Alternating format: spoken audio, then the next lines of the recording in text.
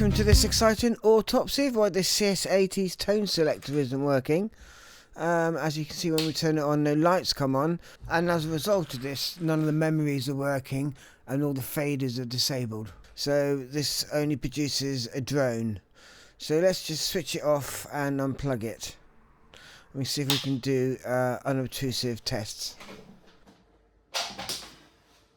There's a couple of screws on each side here, which, when you undo them, allows you to lift the lid up like a bonnet.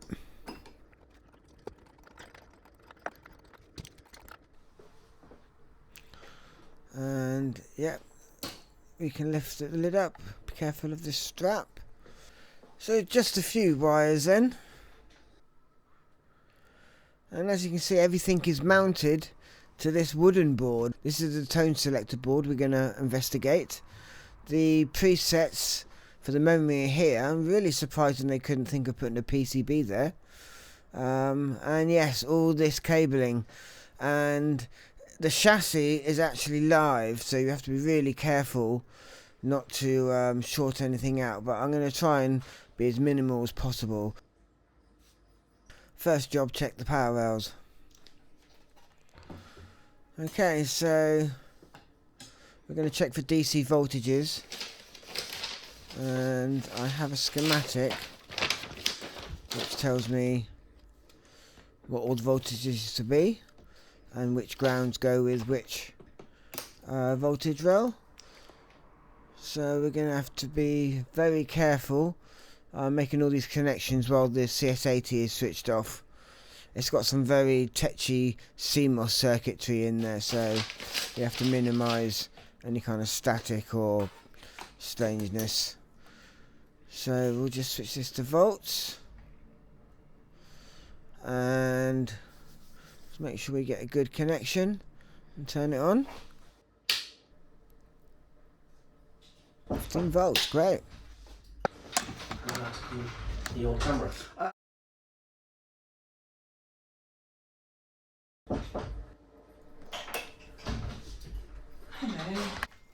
So let's see if we have this 15 volts arriving at this tone selector board. Yeah, we have 15 volts there. Excellent. And if we look at the schematic, the 15 volts comes in and through this resistor here, which then feeds the circuitry of these proprietary Yamaha ICs, and also the bulbs. And so it's 15 volts to the resistor and 1.3 on the other side. So we're going to have to take this resistor out and measure it. And it's obviously a fusible resistor if it's in this casing. And I don't really recognise those marks. But if you look closely at the schematic, those fantastic Japanese engineers, 12 ohm, half watt. Which is quite scary, that half watt resistor is blue. Let's just double check this. Out of circuit. Yeah, open circuit. No damage marks. It's quite surprising. So now I'm just going to check for any shorts on the plus rails or the ground rails.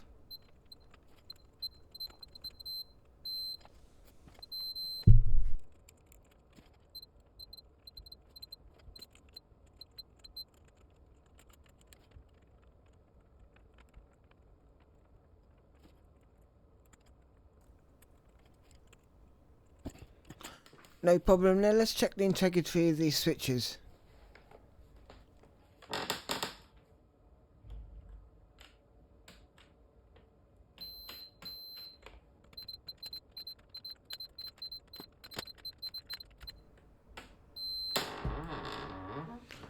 Okay, let's try the other row. Oh. Does this not seem to be working?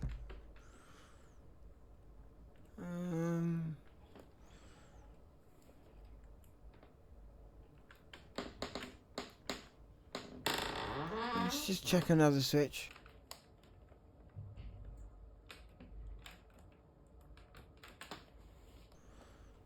Okay, let's have a quick look at the schematic again. Maybe I've missed something. Okay, that makes sense. We have one resistor feeding this bank of chips, and then we have this other resistor feeding this other bank of chips. Probably there to act as inrush current limiting for the lamps when they're turned on. So now we can just measure to see if we have got anywhere near 12 ohms on this resistor. I suspect not. So that's shorted to the 15, and yeah, looking like it's open circuit. Let's take this resistor out as well. And we'll just check this resistance. Take off its housing. Yep, open circuit. So that's about all of the fact-finding mission I can do on this tone board.